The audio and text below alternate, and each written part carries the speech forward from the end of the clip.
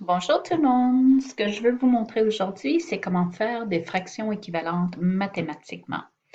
D'habitude, on aurait beaucoup plus de pratique, mais je vais faire de mon mieux. Alors ici, si je prends la fraction la plus simple que tout le monde peut visualiser, c'est une demi. Maintenant, je peux faire toutes les fractions équivalentes à une demi, il y en a un nombre infini, en multipliant le numérateur qui est le haut et le dénominateur qui est le bas par le même numéro. Par exemple, je peux multiplier fois 2.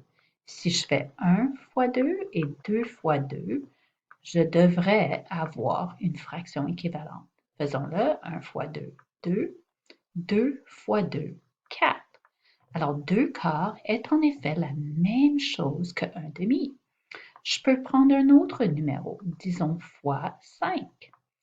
Alors, je vais faire le numérateur fois 5, ce qui me donne 5, et le dénominateur fois 5, 2 fois 5, qui me donne 10. Et on voit que 5 sur 10, c'est la même chose. Une troisième fois, si je prends un grand nombre, disons par 100.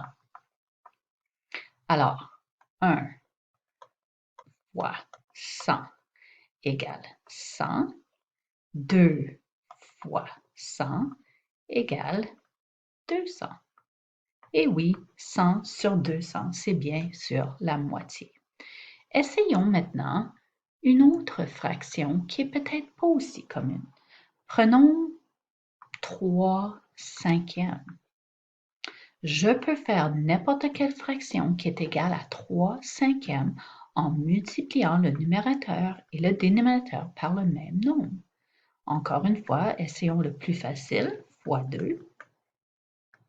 Et 3 fois 2 égale 6.